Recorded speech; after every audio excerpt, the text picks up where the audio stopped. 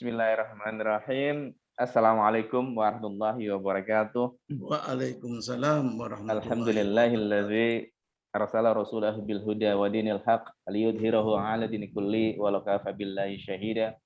Asyhadu an la ilaha illallah wa asyhadu anna Muhammadan abduhu wa rasuluh. Yang insyaallah dimulaikan Allah, Ustadz Hairul Jailani, Ustadz Fat Amsari, Ustadz Darita, Masya Allah ini katanya Ustadz Fat itu nggak apa-apa, bukan jumlah orangnya, yang penting kita istiqomah begitu ya Ustadz ya. Alhamdulillah Allah izinkan pada malam hari ini kita kembali lagi bertemu dalam program online Syarikat Islam Politik seri 37 Berislam Kafa begitu. Merajut persatuan dan kesatuan umat Islam Indonesia untuk pemenangan dakwah Islam dan Islam politik yang nanti insya Allah akan disampaikan oleh Ustadz Hairul Jailani. Nah, ini menarik Ustadz Hairul yang disampaikan oleh dan dimintakan temanya ini karena di satu sisi hari ini ya kita sedang menghadapi tantangan yang tidak ringan. Saya pikir tadi Ustadz Fuad juga sudah sampaikan luar biasa tantangan itu. Kita tidak perlu barangkali apa ya hasilnya, tetapi yang Allah lihat adalah prosesnya begitu. Dan sebelum Pak Khairul nanti akan menyampaikan memantik diskusi kita mulai dulu diskusi kita atau webinar kita dengan bacaan Bismillahirrahmanirrahim. Mudah-mudahan Allah mudahkan ikhtiar baik kita. Allah catat apa yang kita lakukan ini sebagai amal baik kita. Begitu nggih, Pak Fuad, Pak Khairul, kita. Amin ya mujibah sailin. Nah, ketika memang Rasulullah setelah selesai hijrah ke Madinah atau dari Mekah ke Madinah itu pertama kali memang yang dilakukan adalah bagaimana membangun persatuan, kira-kira begitu nih, mempersatukan antara kaum muhajirin sama kaum ansor kan gitu. Nah, kita akan dengarkan barangkali 15-20 menit ngaten nggih Pak Khairul untuk pemantik diskusinya, lalu kemudian kita diskusi bersama ngaten nggih. Monggo Pak Khairul wekdalipun kula semanggaken. Ini Bu Rita ini dari Medan, jadi tidak bisa bahasa Jawa loh. Aduh. Oh iya. Iya, jadi tolong bahasanya diinternasionalkan gitu. Baik, silakan Pak Khairul waktunya. Mohon maaf Bu Rita sempat roaming tadi. Nah, ini Pak Ervan juga sudah hadir nih. Pak Khairul silakan. Waktunya. Masih di mute, Pak.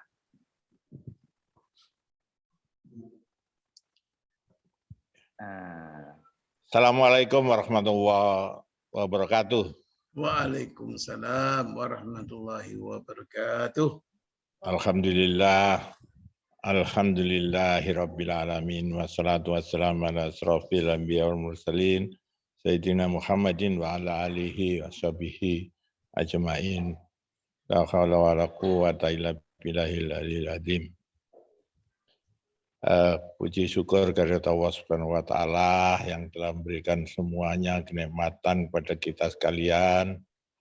Salawat salam kepada Rasulullah Muhammad sallallahu alaihi wasallam yang telah memberikan pencerahan jalan Allah kepada umat manusia sehingga sampai dengan saat ini kita bisa mengenyam pencerahan itu dengan misi melanjutkan dakwah Rasulullah itu untuk pencerahan generasi berikutnya.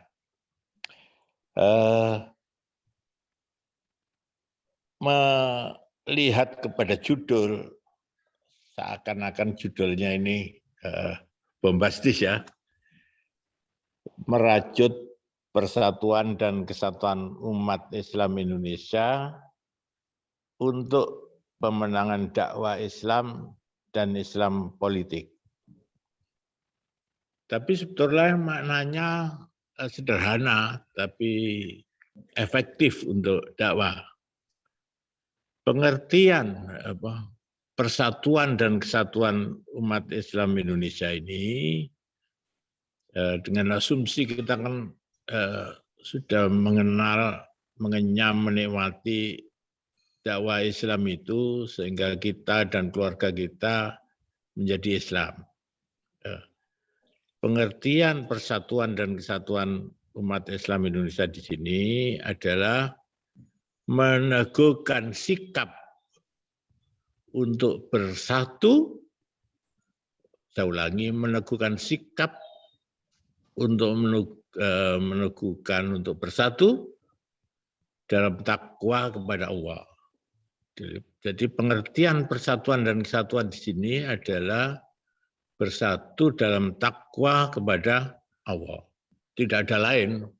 Bersatu apa aja berarti. Bersatu dalam ketaatan kepada Allah, bersatu dalam ketaatan menjalankan ajaran agama Islam dalam peri kehidupan kita. Manusia juga termasuk kita sebagai manusia di NKRI kita tercinta ini.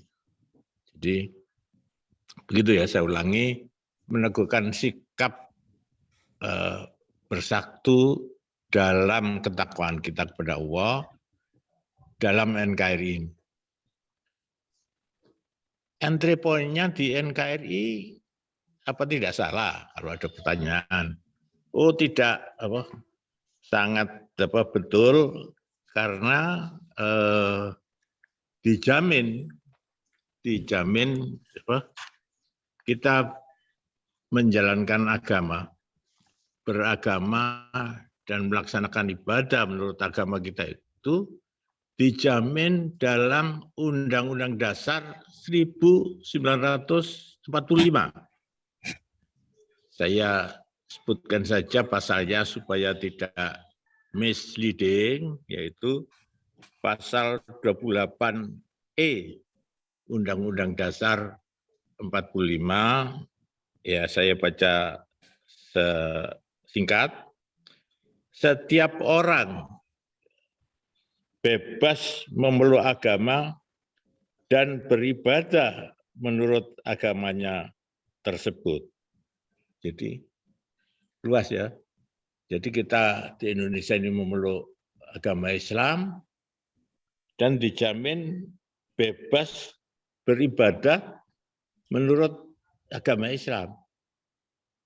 Jadi tidak perlu khawatir orang Islam di Indonesia ini untuk beribadah dengan definisi ibadah sesuai ajaran agama Islam, agama kita ini sangat boleh, dan itu tercantum dalam konstitusi, tercantum dalam Undang-Undang Dasar 1945. Artinya Undang-Undang Dasar itu kan hukum dasar. Kalau ada dibuat peraturan perundang-undangan lainnya di bawah Undang-Undang Dasar ini yang bertentangan dengan ketegasan pasal 28E ini dalam memeluk agama dan beribadat, itu otomatis batal demi hukum. Kalau yang membuat perundang-undangan itu pura-pura tidak tahu bahwa undang-undang yang dibuat misalnya bertentangan dengan pasal 28 itu tugas kita untuk mengingatkan dan judicial review, karena itu melanggar Undang-Undang Dasar 1945. Jadi itu yang saya maksud, bahwa entry point untuk beragama dan beribadat menurut ajaran agama Islam itu sangat boleh dan dijamin haknya oleh konstitusi kita.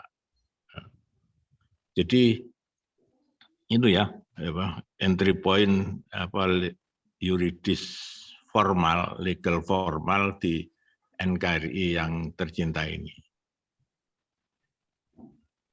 Yang kedua, pengertian ibadah menurut ajaran agama Islam ini amat sangat luas. setidak-tidaknya Ibnu Taimiyah mendefinisikan bahwa ibadah itu segala sesuatu, ini singkatnya saja, segala sesuatu yang mendapat ridho Allah dan dicintai Allah, ya sesuai petunjuk ajaran Allah itu sendiri. Jadi artinya ibadah itu kita artikan bahwa segala sesuatu, ucapan, perbuatan, tindakan kita asal itu dapat diridhoi Allah, maka itu namanya ibadah. Dan itu ibadah dengan definisi seperti itu tadi boleh berlaku di NKRI ini. Ada pembatasan sedikit dalam Undang-Undang Dasar ini karena memeluk agama dan beribadat menurut ajaran agamanya itu sebagai hak asasi manusia Indonesia, tidak boleh bertentangan dengan tidak boleh bertentangan, bergesekan maksudnya, bukan bertentangan, tidak boleh bergesekan secara yuridis dengan hak asasi orang lain gitu. Jadi, tapi umat Islam itu kan berdakwah memperkuat umat Islam sendiri, sama sekali tidak berkepentingan untuk mendobrak pemeluk agama lain. Dakwah Islam di sini sebagai awalan adalah untuk memperkuat akidah Islamiyah bagi Muslim di Indonesia, karena kuat akidahnya akan menerapkan seluruh ajaran Islam ini dalam peri kehidupan sehari-hari di Indonesia ini, sehingga akan timbul suatu kebaikan pada akhirnya itu menurut ajaran Islam, ya, kebaikan di dunia dan di akhirat. Artinya kebaikan menurut ajaran Islam yang diyakini oleh umat Islam itu tidak saja kebaikan di dunia, tapi kebaikan akan berakibat kebaikan di akhirat, juga akan mencegah dari keburukan.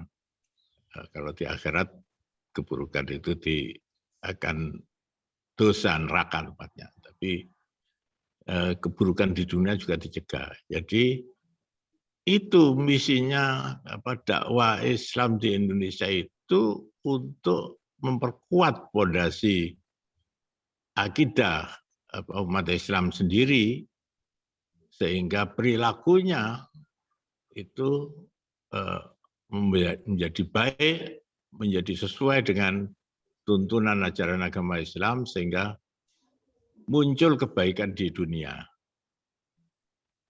mencegah keburukan di dunia yang berimbas secara langsung kepada kebaikan di akhirat dan tidak terperosok dalam keburukan di akhirat pula.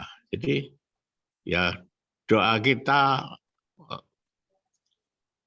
itu sering kita panjatkan sehari-hari, Rabbana atina fid dunya hasanah wa fil akhirati hasanah wa qina adzabannar. Jadi itu konsepsi tujuan dari dakwah Islam itu melulu kepada kebaikan. Kebaikan di dunia dan kebaikan di akhirat.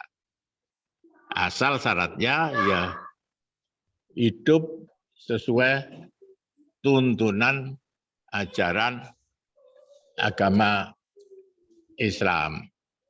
Jadi konsepsinya begitu. Konsepsinya begitu ya, jangan salah. Jadi dakwah Islam itu tujuannya adalah semata-mata kebaikan, asal dijalankan sebaik-baiknya. Jadi saya ulangi, persatuan dan kesatuan umat Islam Indonesia ini adalah kesatuan dalam ketaatan kepada Allah agar taat ajaran agama Allah dalam kehidupan sehari-hari secara nyata. Kehidupan sehari-hari itu dalam hal apa? Dalam seluruh aspek kehidupan. Aspek kehidupan kita itu ya ipolexos good kamtip itu tidak bisa lepas dari itu. Jadi akidah Islamiyah, terus amal saleh dan sebagainya itu menerobos ke dalam bidang kehidupan tidak terkecuali di aspek ipolexos good kamtip. Oleh karena itu, sebagai contoh kasus, kan dulu rame-rame ada undang-undang yang dilontarkan yang jadi ribut gitu, akhirnya dipending, kalau tidak dicabut dipending itu, itu kan bahaya itu kapan akan dimunculkan lagi? Harus kita ributkan lagi. Jadi menafsir Pancasila, contohnya yang ekstrim, ketuhanan yang berkebudayaan dan sebagainya itu sangat bertentangan dengan Pancasila dalam konstitusi kita. Tuhan ya Tuhan, kebudayaan kan manusia. Tuhan itu justru Allah Ta'ala memberikan peraturan hidup agar budaya manusia itu syariah sesuai hukum-hukum ajaran agama. Jadi kan gitu, jangan dibalik-balik itu. Jadi rupanya sebagai rekomendasi maka penafsiran Pancasila itu, sosialisasi Pancasila secara yang benar itu harus dilakukan lagi itu, harus dilakukan lagi supaya orang tidak memahamkan Pancasila secara keliru di negara kita yang tercinta ini.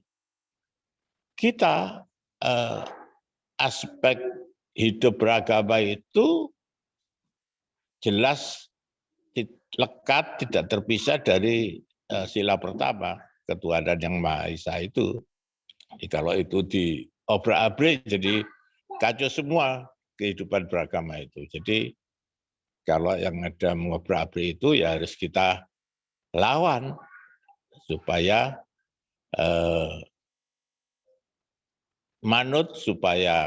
supaya taat kepada penafsiran yang benar sesuai Undang-Undang Dasar 1945. Jangan menafsir lain. Undang-Undang Dasar 1945 itu kan jelas dalam bahasa Indonesia yang jelas. Mau ditafsir apa lagi? Jadi tidak boleh ada maksud-maksud lain, menafsir lain sehingga membelokkan arah tujuan NKRI ini sehingga kita tidak bisa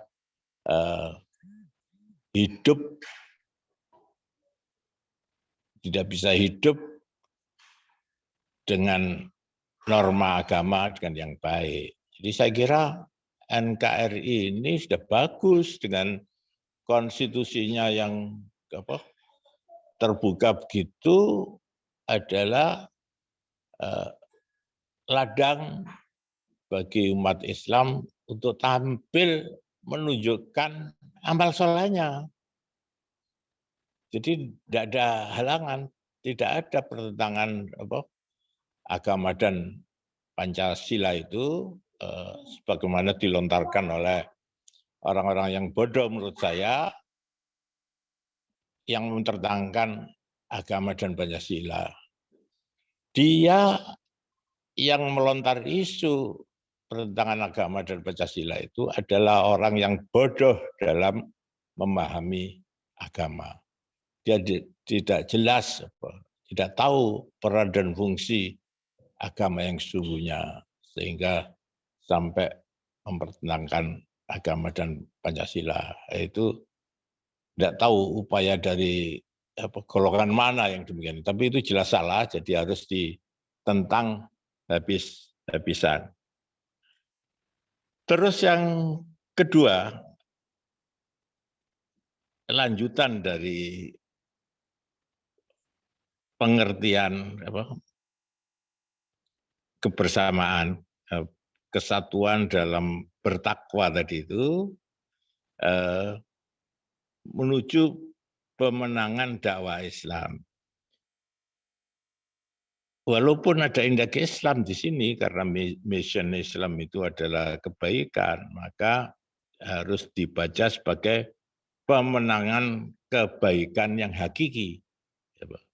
Pemenangan kebaikan yang hakiki. Kenapa ada hakikinya ya? Karena si pembuat manusia itu mencanangkan itu kebenaran dari Allah itu ya itu kita sebut.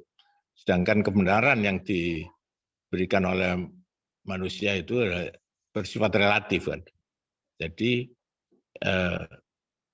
pemenangan dakwah Islam ini haruslah dibaca sebagai pemenangan kebaikan-kebaikan yang hakiki dalam kehidupan kita di dunia ini. Aspek yang ketiga adalah Islam politik. Islam politik ini misinya sama dengan dakwah Islam secara umum, hanya di sini mengkhususkan mengenai pengaturan kebijakan publik. Jadi Islam politik ini harus dibaca sebagai pengaturan kebijakan publik yang sesuai dengan ajaran-ajaran agama. Jadi Islam politik ini adalah pembuatan perundang-undangan dan sebagainya. Pokoknya misinya mewujudkan kebaikan itu yang sesuai dengan ajaran agama. Karena penduduk Indonesia itu majoriti itu Islam. 82,8% penduduk Indonesia itu beragama Islam. Jadi cita rasa beragamanya itu harus tertampung dalam perundang-undangan formal.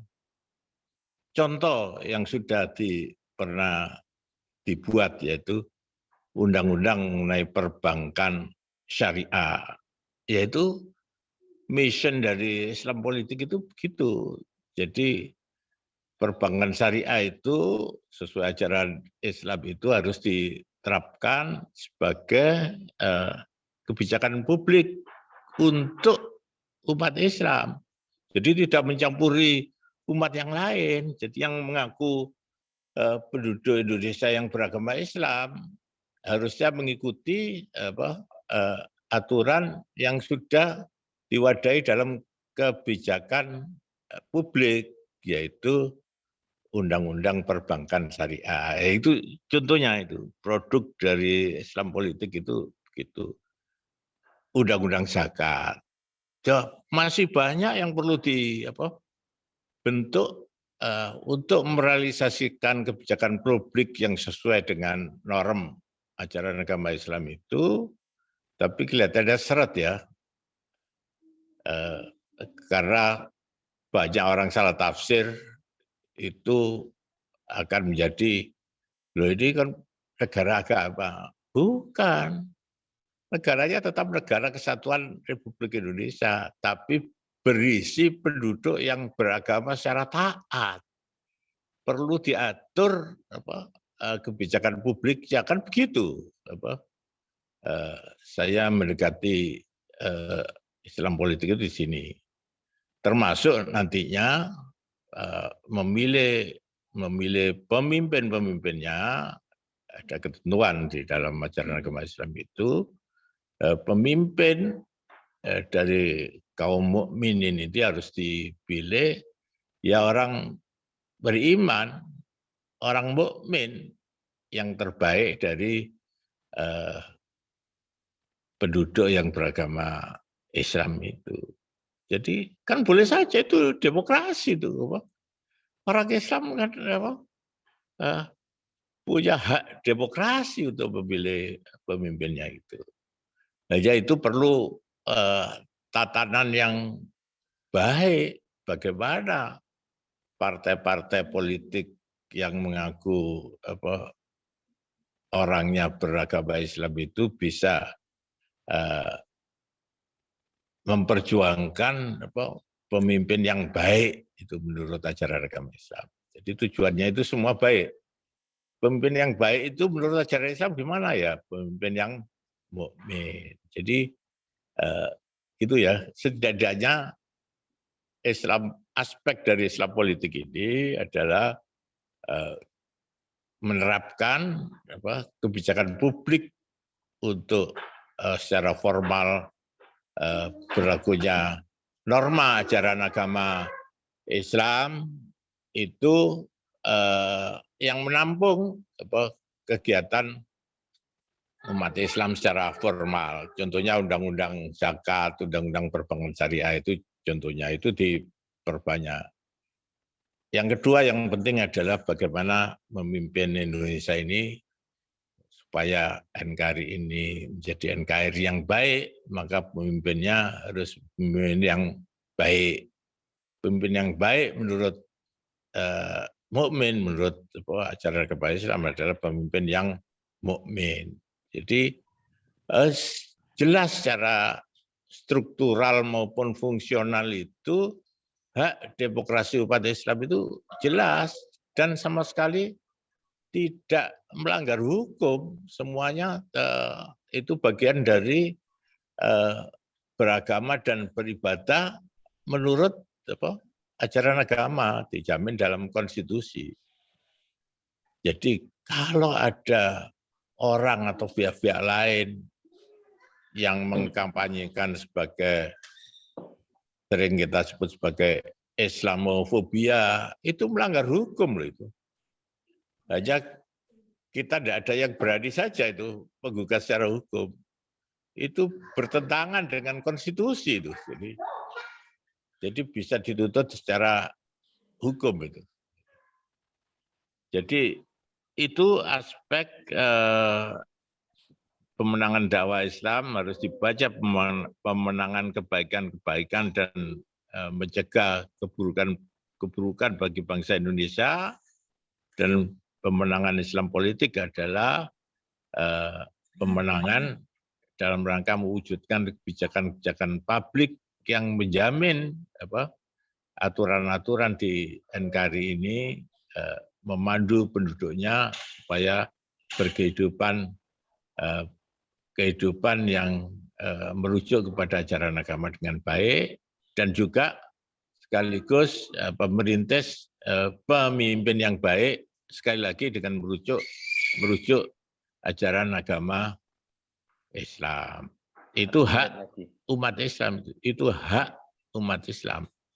Dan itu yang diatur adalah umat Islam sendiri, tidak mengatur umat yang lain. Jadi hak umat Islam untuk mengatur dirinya sendiri dalam berbagai aspek kehidupan dalam rangka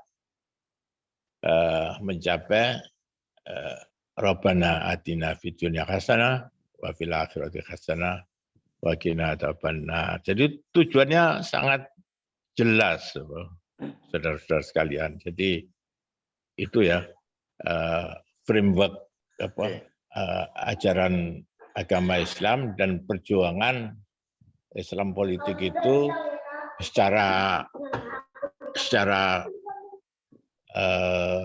struktural fungsional itu untuk melaksanakan Pancasila. Melaksanakan Pancasila, sila pertamanya ketuhanan yang Maha Esa, untuk mewujudkan kemanusiaan yang adil dan beradab itu sudah cukup itu ajaran agama Islam memandu itu. Makanya itu umat Islam berjuang ini berdasarkan suatu norma standar nilai yang diajarkan oleh ajaran agamanya. Kita bicara sebagai pelengkap, bicara standar ya. Kita manusia itu kalau membuat sesuatu produk, itu produknya bervarian sehingga tidak jelas produknya itu baik atau buruk, maka dibuat standar kualitas. Maka ada kita kenal suatu produk secara internasional itu diatur kualitas produknya dengan ISO misalkan ya. Ada kesepakatan standar kualitas itu International Standard Organization itu membuat standar produk kualitas untuk barang tertentu. Itu banyak itu ribuan standar itu. Itu barang saja diatur, barang yang baik itu ada standarnya. Juga profesi kerja. Di internasional itu ada standar profesi. Kalau di Indonesia ini namanya ada SKKNI. Suatu kerja yang baik itu harus ada standarnya, yaitu standar kompetensi kerja nasional Indonesia.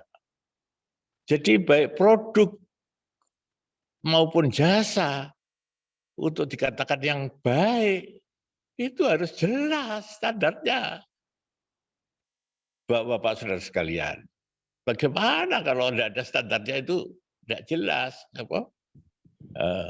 yang baik yang mana, yang sedang yang mana, yang jelek yang mana tidak jelas. Maka ada ditetapkan standar itu untuk mengatur kualitas barang, untuk mengetahui kualitas barang, dan standar untuk mengatur kualitas jasa, kualitas pekerjaan.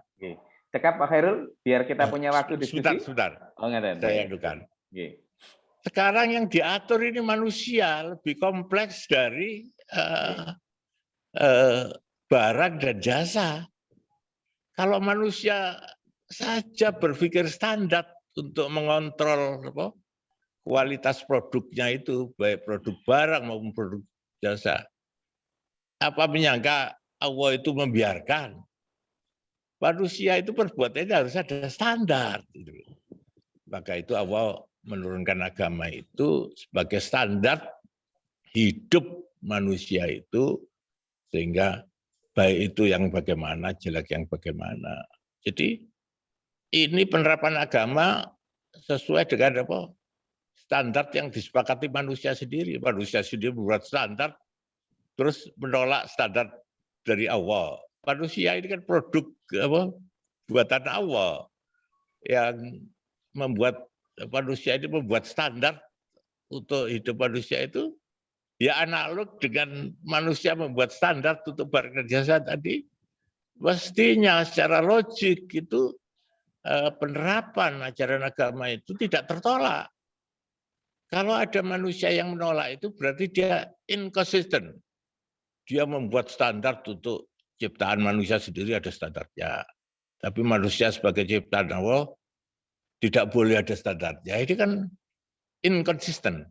Jadi itu secara ilmiah itu tidak bagus sikap inconsistent itu. Oleh karena itu yang ingin saya pointed di sini adalah ajaran agama itu adalah standar yang mengatur kehidupan manusia di dunia ini.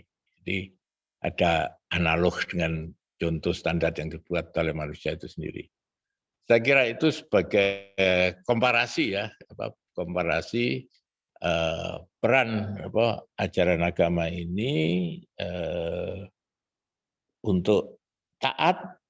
Jadi dakwah itu dibaca adalah sosialisasi menuju kebaikan yang dituntun oleh ajaran agama sebagai standar kehidupan manusia buatan Allah, bukan buatan manusia. Saya kira demikian, saya cukupkan, mungkin dilanjut dengan mungkin diskusi brainstorming lah. Jadi saya tidak mengklaim itu, saya membuka pikiran-pikiran untuk mempertajam poin-poin yang saya utarakan sebagai judul diskusi kita pada malam hari ini. Terima kasih Pak Moderator. Assalamualaikum warahmatullahi wabarakatuh. Waalaikumsalam warahmatullahi wabarakatuh. Terima kasih Pak Hairul. Wah, ini gayeng sekali ini katanya. Baik, saya kalau tidak konsisten dengan waktu nanti saya dijewer sama Ustadz Fuad itu. Karena kita punya waktu jam 21.00 harus selesai. Jadi kita punya waktu masih sekitar 24 menit kalau kita melihat di laptop gitu. Jadi kita manfaatkan. Jadi tadi udah dipantik diskusinya oleh Pak Hairul begitu. Nah, silakan mungkin ada yang ingin didiskusikan. Monggo. Monggo. Prof. Gimin. Ya, saya ngawali. Oke, monggo Prof. Saya tertarik sekali tadi yang perkataan yang tadi bahwa sebagai pemimpin yang kita pilih itu haruslah pemimpin yang mukmin gitu ya. Tekanannya pemimpin yang mukmin. Jadi itu sebagai satu persyaratan untuk memimpin negara Pancasila yang mayoritas penduduknya Islam itu. Jadi itu sebagai satu syarat, barangkali itu dijadikan suatu syarat sebagai pemimpin itu ya seperti itu nanti ya. Nah, itu kalau sampai berhasil kita membuat sesuatu sedemikian rupa hingga pemimpin itu nanti harusnya mukmin, lah itulah kita berhasil. Insya Allah kita bisa berhasil. Sebab pengertian kita itu seolah-olah kalau sudah Islam itu mesti mukmin, enggak. Mukmin, yang mukmin pasti Islam jelas. Tapi syarat-syarat mukmin kan ada ya. Berarti mungkin nanti perlu di dalam ceramah-ceramah berikutnya itu pengertian mukminnya itu harus lebih dijadikan sebagai kriteria sehingga kita nanti bisa memilih ini pemimpin yang memenuhi syarat yaitu mukmin. Nah, itulah tekanan saya seperti itu. Terima kasih. Assalamualaikum warahmatullahi wabarakatuh. Matur nuwun Prof. Gimin. Pak Hairul, monggo antar respon. Silakan Pak Hairul direspon. Nanti mungkin juga Pak Fuad boleh merespon. Masih di mute Pak Hairul? Pak Hairul masih di mute, Pak. Diri ya. Iya. Sangat betul Prof. Sugimen itu memang itu yang dimaksud.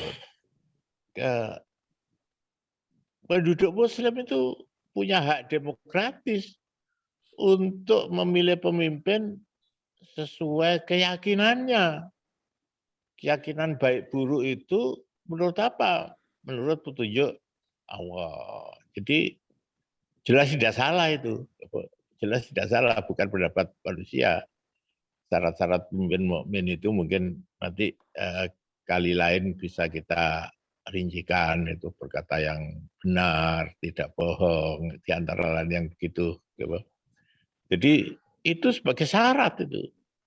Bukan secara general beragama Islam, bukan. Mukmin, mutakin itu suatu ciri yang terbaik dari penduduk Muslim itu. Jadi inline dengan pemimpin yang baik itu ya sebutannya mukmin, mutakin dan sebagainya itu sebagai syarat. Lah ini hak demokratis ini, cita rasa dengan orang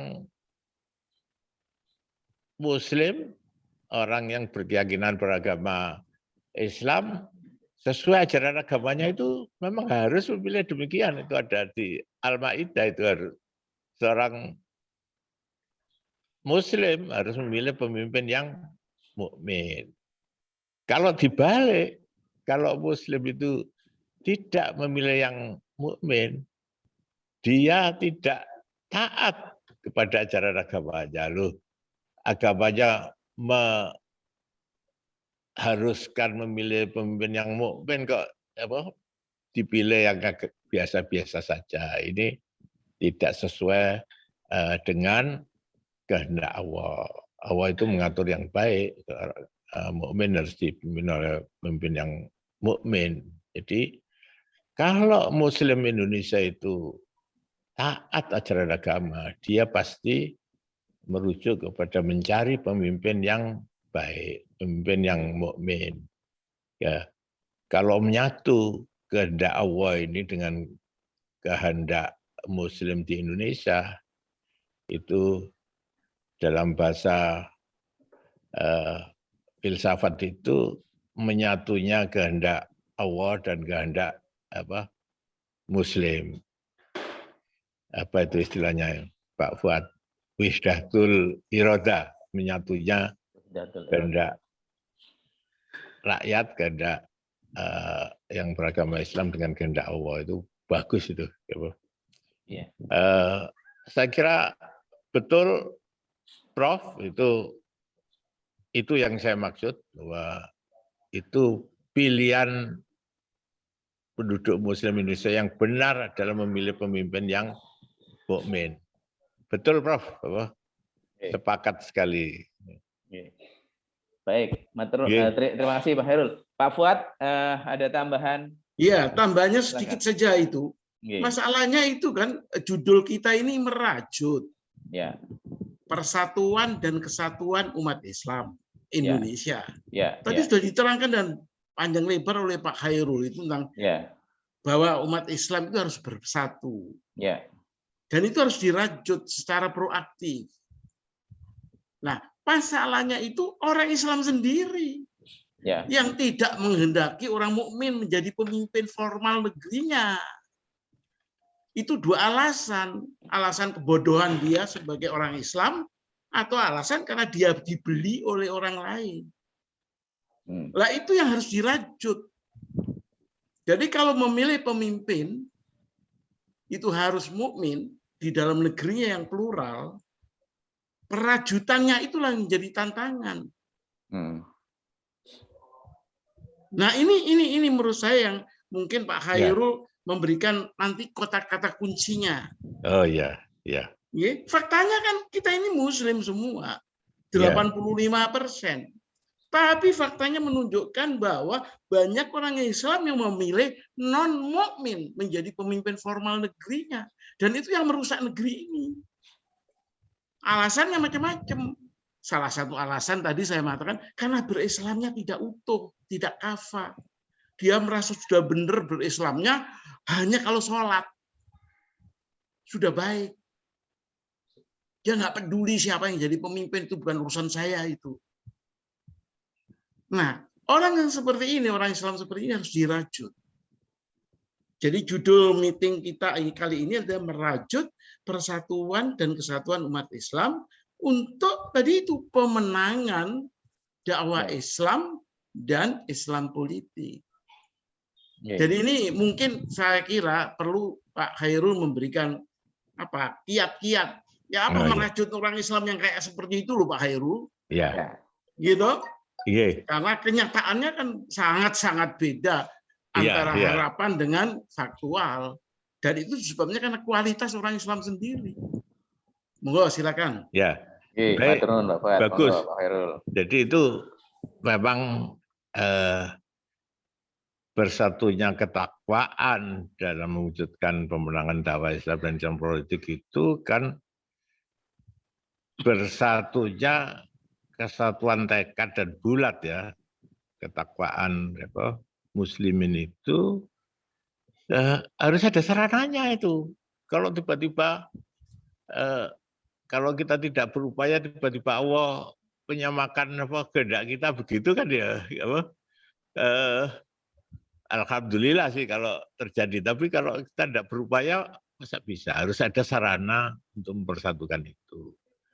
Salah satu kiat yang penting adalah kita sesama muslim itu, saya pakai bahasa yang ekstrem ya, firqah muslim di Indonesia ini apa saja itu harus bahasa kasar ya, firqah harus sering bertemu, sering bertemu, mendialogkan kehidupan sehari-hari kita. Kalau tidak sering bertemu lintas firqah, itu ya tafsirannya sendiri-sendiri. Ya, tafsiran sendiri-sendiri itu tidak dalam kesatuan takwa itu. Jadi menurut ajaran Islam itu gimana yang benar? Itu didiskusikan perilaku kehidupan sehari-hari yang perlu ditata, diluruskan dan sebagainya itu, dan tidak menafsir sendiri-sendiri. Kalau menafsir firqah-firqah ini menafsir sendiri, bahkan kalau bertentangan itu jadi gesekan sosial dan sebagainya, itu tidak bagus. Jadi sarana yang paling efektif itu adalah saling ketemu. Secara nasional itu difasilitasi oleh Majelis Ulama Indonesia, tapi dalam forum sangat besar Kongres Umat Islam. Nah itu kongresnya itu 3 tahunan. Ya, masa bisa menyamakan kesatuan pikir tidak itu 3 tahun sekali. Kan harus berangkatnya itu dari bawah. Harus ketemu dari lapis bawah itu menyamakan begitu. Jadi tidak 3 tahunan dan lingkup nasional itu harus dimulai dari lapis bawah itu. Merajut persatuan dan kesatuan itu harus ada komunikasi yang butuh sarana ketemu secara intensif dan terbuka membahas itu, dan rujukannya itu kan jelas satu, rujukannya itu ajaran Islam itu sendiri. Ajaran Islam itu kan sudah utuh, itu gampang saja dicari hukumnya apa dalil naklinya gimana untuk menjawab suatu masalah, kan gampang, tinggal menukil saja, menukil dari ajaran Islam itu sendiri. Kalau itu dilakukan ya berarti sudah satu. Itu untuk menjawab persoalan sehari-hari dalam Ipolexosbud Hankam. Jadi syarat pertama ya harus ada sering bertemu. Syarat yang kedua harus saling menghormati pendapat-pendapat itu. Asalkan itu bersumber dari hukum Islam, ya harus tunduk. Hukumnya sama. Muslim taat kepada ajaran yang sama. Kalau hukumnya sudah jelas itu kan tidak boleh ada pendapat firqah itu. Ya pendapat hukum sesuai ajaran Islam. Yaitu pendekatan approach-nya saja begitu, merujuk kepada hukum Islam. Terus yang ketiga harus bisa menjawab persoalan sehari-hari yang terjadi di umat Islam ini. Kalau saya membaca umat Islam itu harus dibaca sebagai itu rakyat Indonesia. Karena bangsa Indonesia ini bagian besar adalah umat Islam. Jadi kalau saya menyebut sebagai umat Islam itu jangan disebut nyinyir sebagai eksklusif. Itu masalah bangsa Indonesia sendiri. Jadi masalah sehari-hari harus dibicarakan secara praktis mulai dari bawah dengan sering bertemu, saling berdiskusi terbuka dan taat hukum. Saya kira sarananya sudah ada, semua itu kan sudah diajarkan dalam ajaran bersama. Kan innamal mu'minuna ikhwatun. Jadi kita ini tidak ada firqah-firqah itu, ya bersaudara.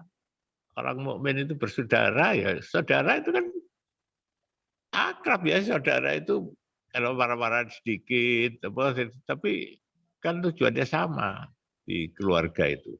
Jadi itu proses-proses analogi-analogi yang bisa ditempuh untuk merintis itu. Jadi ini tidak gampang, Pak Fuad.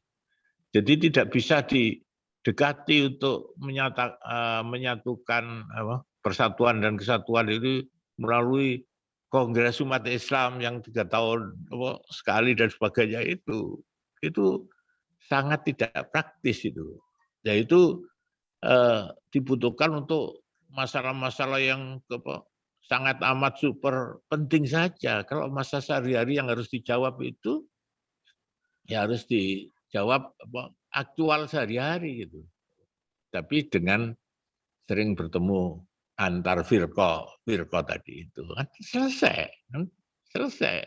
Tapi karena itu tidak dilakukan semua, saya nyatakan tidak dilakukan semua karena tidak ada firqah-firqah di Muslimin di Indonesia ini yang melakukan itu. Nah, itu mungkin ada peluang bagi Serikat Islam Politik untuk memfasilitasi itu. Tapi walaupun niatnya baik untuk memfasilitasi sering ketemunya katakanlah dalam halakoh bersama begitu itu pertama-tama pasti curiga itu siapa ini, misinya apa dan sebagainya itu. Kita harus mendeklarasikan diri sebagai kita ini Hizbul Islam wal Muslimin. Tidak ada niat untuk mensepelekan firqah-firqah itu sama sekali. Kita ingin Hizbul Islam wal Muslimin.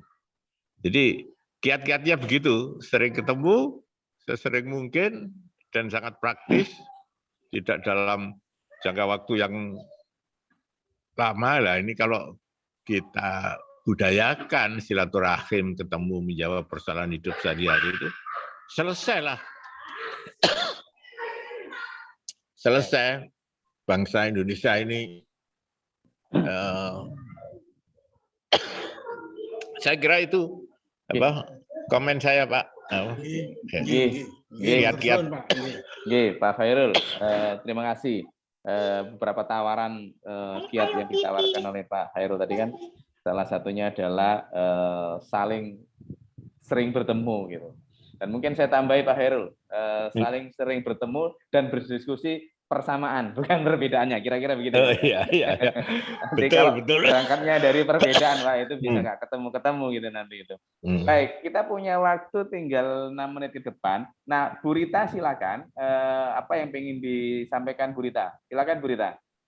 Iya Pak, terima kasih Pak. Assalamualaikum warahmatullahi wabarakatuh. Waalaikumsalam warahmatullahi wabarakatuh, Bu Rita. Saya bingung nih merangkaikan kata-katanya ya, karena saya juga tidak terlalu paham soal politik gitu, tapi saya kait-kaitkan. Jadi saya setuju juga dengan yang disampaikan Pak Fuad ya, bahwa sebenarnya memang umat muslimnya ini yang bermasalah gitu. Lalu yang kedua memang kitanya itu yang tidak nampak bukti konkret untuk mempersatukan gitu, karena kita lihat ya sampai kapan pun mereka tidak akan senang. Satu yang paling urgen mereka lakukan adalah memecah belah. Nah, mereka memegang ulama ya, sehingga kan jadi ulama yang dipegangnya yang kita terkesan seperti munafik dan sebagainya, sehingga rakyatnya kan juga mendukung gitu. Jadi kita jadi perang antara umat ini jadi nantinya gitu. Lalu kalau tadi sesuai standar Islam politik, mukmin yang dipilih, ya kita aja sudah terlena dulu, sudah tertipu ya ketika disandingkan dengan ulama, kita pun merasa oh ini bagus gitu kan. Nah, jadi Bahkan ada juga yang kalau tidak memilih karena ini nggak mukmin ini ya. Jadi kita memang nggak bersatu gitu. Jadi memang nggak ada nampak bukti konkret yang harus kita lakukan gitu ya.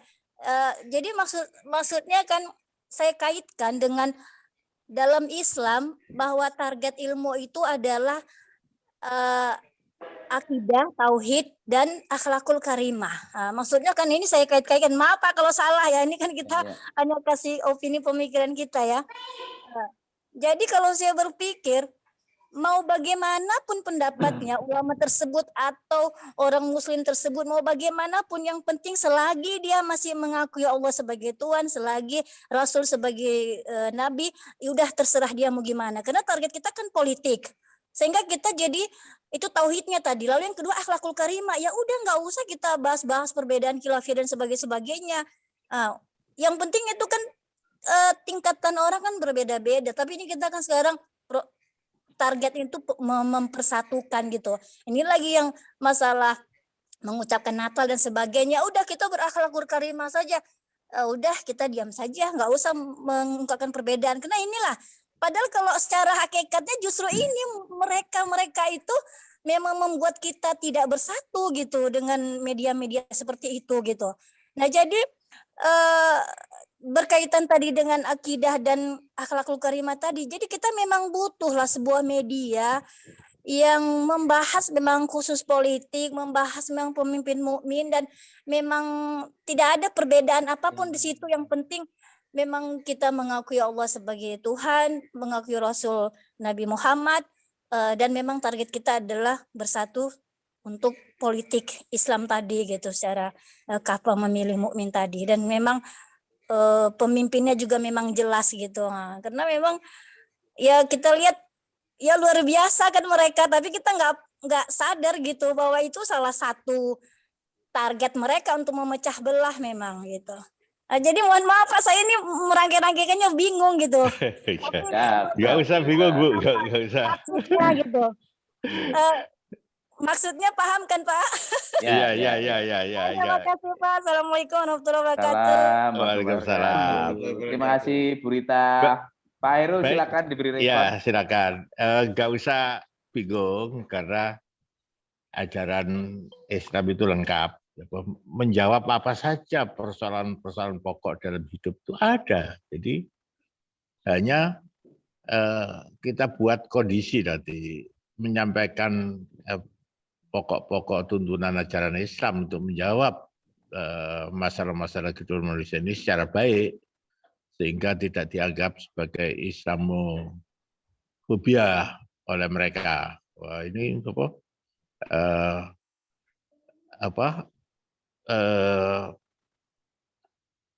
sektarian ini tidak agama kok sektarian, agama Islam. Allah berfirman inna dina indallahil Islam. Tidak aku terima agama yang berlaku itu selain Islam. Apalagi yang kita ragukan. Jadi Allah berfirman begitu, kita tidak ada alternatif lain. No choices, tidak ada pilihan lain.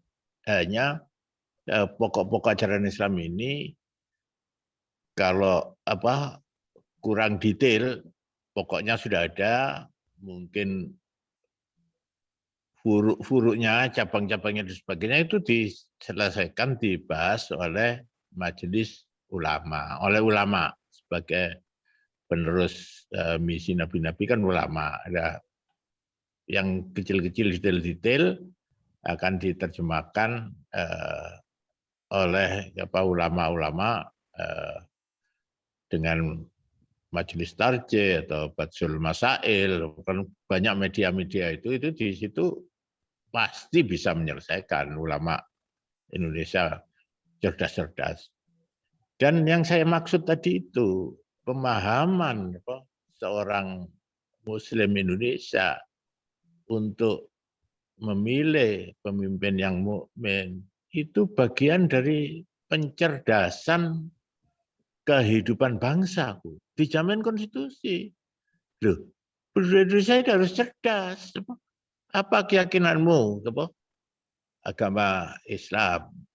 Sudah cerdas tidak kamu? Kok belum? Wah, itu kita cerdaskan. Jadi secara legal formal itu mencerdaskan pemikiran, pendapat, dan sikap Muslim di Indonesia ini adalah tugas kita bersama, tugas ulama-ulama juga. Ya, jadi kira-kira begitu, bukan membingungkan tapi mencerdaskan kehidupan bangsa bagi penduduk yang beragama Islam. Kita tidak ikut campur dengan penduduk yang beragama lain. Khusus kita mencerdaskan kehidupan bangsa yang beragama Islam. Jadi gitu Bu ya. Jadi kerangka hukumnya begitu, tidak ada yang hukum yang dilanggar, memang sah-sah saja dan itu semua di atas rel hukum. Barangkali ya, Pak. Jadi itu, maksud saya tadi kan Pak, jadi maksud saya itu bukti konkret, bukti nyata gitu yang kita lakukan. Misalnya kalau semua ulama, semua ustadz harus bicara soal politik gitu, walaupun 5 menit di awal gitu, harus bicara soal Islam, harus pemimpin yang mukmin, yang mana harus dipilih. Nah, jadi itu kan salah satu bukti konkret. Lalu juga misalnya kalau guru-guru Islam gitu atau sekolah-sekolah yang pesantren atau dimanapun gitu harus sama anak TK pun sekalipun gitu harus tetap memberitahu kepada mereka sejak dini gitu. Lalu media kita gitu. Memang. Jadi maksudnya bukti konkret tadi yang saya pertanyakan Pak gitu. Sebab jadi kita nggak bicara soal teori gitu kan, karena semua udah tahu Islam itu sempurna, Islam itu harus kafah gitu. Tapi banyak kita yang kadang kena kurangnya pemahaman sehingga jadi menyalah kita gitu memilih pemimpin. Makanya di Al-Quran disebutkan mereka menyesal memilih pemimpin itu karena ketidaktahuan sehingga meminta supaya dihukum 2 kali lipat gitu. Jadi itu maksudnya tadi bukti konkret nyata apa yang harus kita lakukan gitu Pak maksudnya. Terima kasih Pak. Betul Bu. Hanya masalahnya dai-dai Islam termasuk ulama-ulama belum berani mendeklar seluruh ajaran Islam ini secara terbuka karena khawatir takut dianggap sebagai sektarian. Kan masalah gitu, takut dituduh manusia saja kok takut. Yang penting itu adalah dasar hukumnya itu ada di Quran itu, pilihlah pemimpinmu yang mukmin, artinya kalau tidak begitu, itu tidak taat loh, Bu. Bukan Muslim yang baik itu. Menurut ajaran Islam. Ini yang ngomong Al-Quran, bukan saya hanya menyampaikan saja apa yang tertulis di Al-Maidah itu, bahwa keharusan memilih pemimpin yang mukmin. Jadi hanya ini tidak pernah disampaikan secara besar-besaran oleh dai-dai kita, termasuk oleh ulama-ulama kita. Ya saya tidak tahu alasannya kenapa, takut nilai sektarian atau apa dan sebagainya. Tapi itu salah, kan dijamin konstitusi itu, yang menjamin konstitusi. Jadi saya kira itu mudah-mudahan dicukupkan. Terima kasih. Sebentar Pak. Jadi kalau tadi ulama-ulama takut, berarti mereka lebih takut masuk penjara ketimbang takut pada Allah kan? Nah, karena mereka kan juga paham bahwa politik itu diatur Al-Quran. Berarti sudah bisa menyimpulkan sendiri. Untuk dai-dai muda lah Pak, dai-dai muda itu harus mereka menyampaikan politik gitu dalam berdakwah. Terima kasih Bu Rita, ini sayang sekali waktu kita sudah sedikit lewat. Pak Fuad, sebelum saya akhiri, ada yang pengen disampaikan oleh Pak Fuad? Nggak ada, sudah bagus semua. Baik. Jadi fokusnya yang disampaikan Bu Rita itu, ayo kita kerja bersama menyadarkan orang Islam itu supaya berislamnya tidak ritual atau amal sosial saja. Sentuhlah sisi politik, yaitu memilih pemimpin mukmin. Nah, ini adalah pesan yang menurut saya harus terus disampaikan. Saya kira itu kuncinya. Jangan takut masuk penjara, katanya Bu Rita. Takutlah pada Allah, masuk neraka gitu ya Bu ya. Penjara kan Pak Fuad. Jadi kita ritual saja itu pun salah satu target mereka itu loh. Luar biasa. Pak Khairul bisa ceramah banyak itu mengenai target musuh Islam untuk supaya orang Islam berritual saja. Itu Pak Gimen juga sering ngomong, itu targetnya sama Bugronya itu. Kita bisa bikin seri berikutnya itu Pak Fuad kayaknya. Baik, terima kasih Pak Khairul, Pak Fuad, Bu Rita, Pak Gimen, dan semuanya. Nanti kalau saya sebut satu persatu lagi nanti sampai jam 21 lebih 10 gitu. Mudah-mudahan Allah ridho di pertemuan kita akhiri dengan doa kafaratul majlis. Subhanakallahumma wa bihamdika asyhadu an la ilaha illa anta astaghfiruka wa atubu ilaik. Assalamualaikum warahmatullahi wabarakatuh. Insyaallah. Waalaikumsalam.